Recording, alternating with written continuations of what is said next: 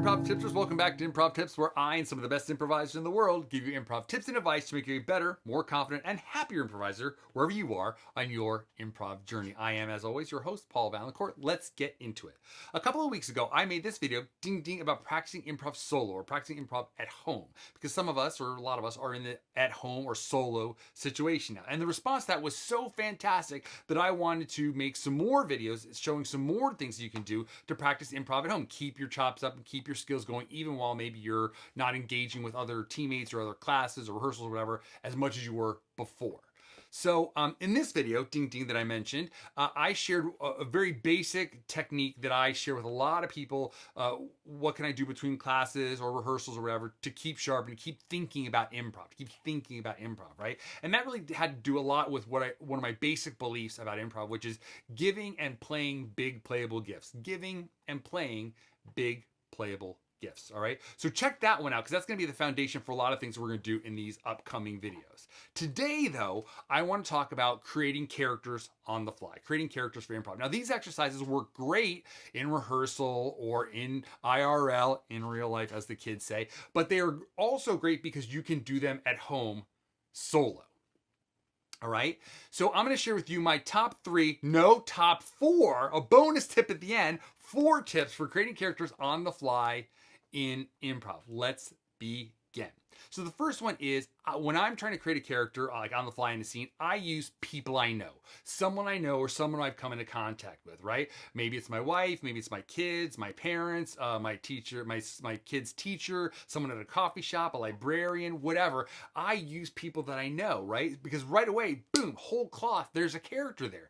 They have a point of view and they have a way of speaking and a cadence and a physicality. It's everything. I'm just sort of like taking the whole thing, whole cloth. Dell used to say, you call it plagiarism, I call it research. I am plagiarizing their character, which is who they are, and I'm using it on stage as an inspiration. Now, one thing I think is really interesting or fun is to take that character and those characteristics and use them in a scenario they may not be in. So if I know the librarian at my kid's school, and I sort of can picture her, what she sounds like and how she moves and all of her physicality, but then I need someone to be a firefighter, maybe I take her and I make her character a firefighter, but with her point of view and her cadence of speech and her physicality, and I use that for just like a twist on the firefighter idea. Now, so that's the technique. How do we practice? So I'm going to sort of say throughout the kind of all the same ways. I'll tell you the technique and then how we practice. I will include down below, ding ding, a couple of different resources for random word generators. When we're practicing alone, at least when I'm practicing alone, one of the hardest things is to take myself by surprise, or to not even micro plan things like, okay, I'll say a word and I'll say pie. Oh, I've said pie, but I was just thinking about pie. And so now I'm also already down the road of thinking about it. So there's a couple of resources down below, as I said, that are random word generators that'll sort of, just like an audience or just like in rehearsal or class, a new word takes you by surprise and start right away. So get a random word or a random emotion, and now in this character, this person that you know, just talk. Just do a little monologue for like 30 seconds. Walk around as you're talking. I really believe in this. Get up, move around, walk, maybe look at yourself in the mirror. How am I sort of emulating that person that I know? Is it a faithful representation? Is it sort of a lazy representation? What kind of details can I capture from what I know of them? Right? And that's the beginning point. That character may grow, that character may evolve. In fact, as we're talking and as we're telling this little monologue or this little story to ourselves, I think they will evolve. But you have a really grounded, real place to start from, and that's really great for a character. There's also this ding ding video from Jeris and this one ding ding from Nick about character. Please check those out. And if you're enjoying the improv tips, consider subscribing and liking this video so you'll be on the in and the know as new improv tips come out. Tip number 2. We can create characters by starting from the outside and coming inward. Starting from the outside and coming inward, outside in. And basically what that means is I start with some sort of physicality. Right, I sort of like, even if I'm just sitting here, I feel like, oh, my knee's sort of hurting me. So maybe that's it. Maybe I would just start with that, and that makes me limp a little bit. Okay, if that makes me limp a little bit, who is that character? Who is that person that limps? Why are they limping? What does it say about them?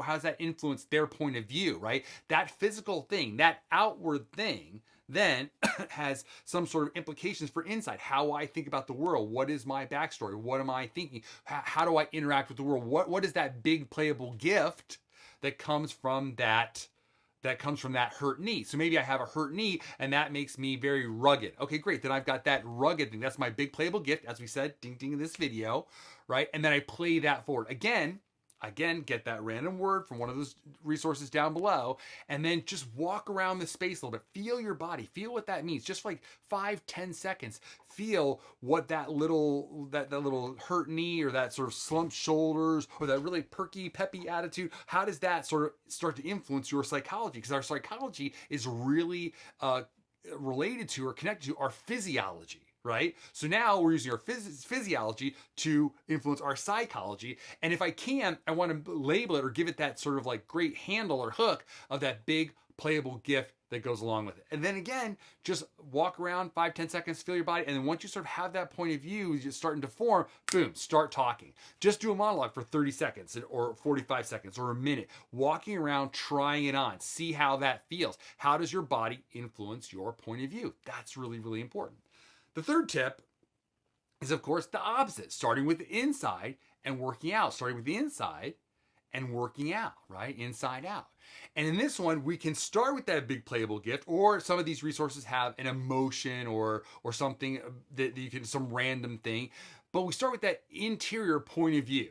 Right? If I'm an angry person, how does that, if I think angry thoughts and I feel myself getting angry, what does that do? My jaw clenches, my shoulder, my fists are clenched, right? And I'm just like, now it's sort of coming from the inside and sort of coming out to this outward representation or whatever that big playable gift is. Now, again, using one of those random words, take that on. Start with that big playable gift, but then sort of as you're standing there for a moment, 5-10 seconds of the internal sort of welling up or sort of like percolating of that emotion or that point of view, and then boom, physically, how does that make you move? How does this angry person really move different than someone who's generous, maybe, right?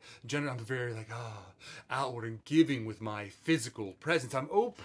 I'm outward to everyone who comes into contact with me, right? And it even influences my voice by that point of view.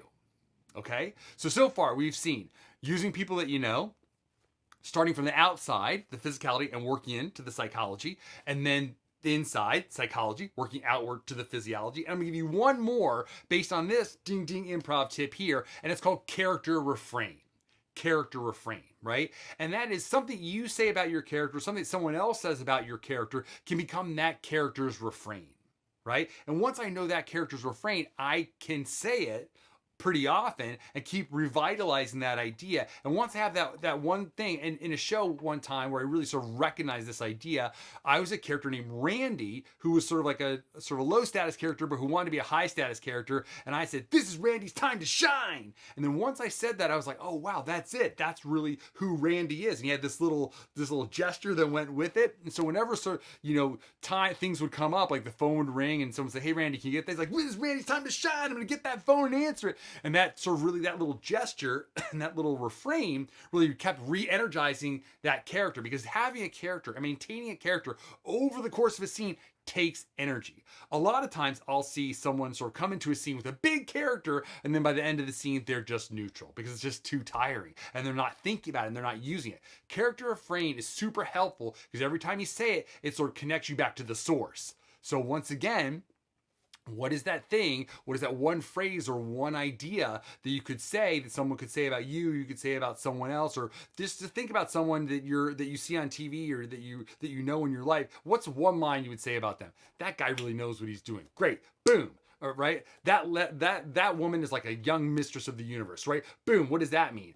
How does that affect her? How does that thing? Or she's the smartest doctor I know. Start with that, great? I am the smartest doctor that you know, right? Already I have a voice, I have a point of view, my posture like straightens up. I'm the smartest doctor that you know. You should really listen to me and my advice, right? And that sort of, again, it sort of like keys back to some of the other ones, but it starts with that character refrain and keep coming back to it. Check out that tip, ding ding, for more details about that. So those are the four improv, sort of 4 tips I have for creating characters on the fly. You can practice these alone in the privacy of your home with your cat or in the mirror or just walking around, but try them on for size. I really do encourage you to not just listen to the tip, but try these on for size, because when we try them on for size, we get the feeling of it. We sort of, oh, great, I know how great. It's like the difference between practicing using a hammer and watching a video about using a hammer. You know, you're going to get something out of watching that video about using a hammer. But once you sort of pick up a hammer and start swinging it, you're really going to see how it fits in your hand, how to, you know, best sort of swing it to get the most leverage on the nail or whatever. I really do encourage you to get up out of your seat, check it out, try these 4 tips on for size, so that when you're improvising on Zoom or back in real life, when that happens again, then you have these things ready. You have these tools at the ready to use to influence and make these characters on the fly. Thanks for watching, and I'll see you guys next week. Hey friends, thanks for checking out the video, and if you want to hear a little bit more, check out one of these 2 quality videos. And if you haven't done so already, please subscribe and follow us on social media. All the links are in the description down below, and let me know what you would like to see an improv tip about. Thanks for watching.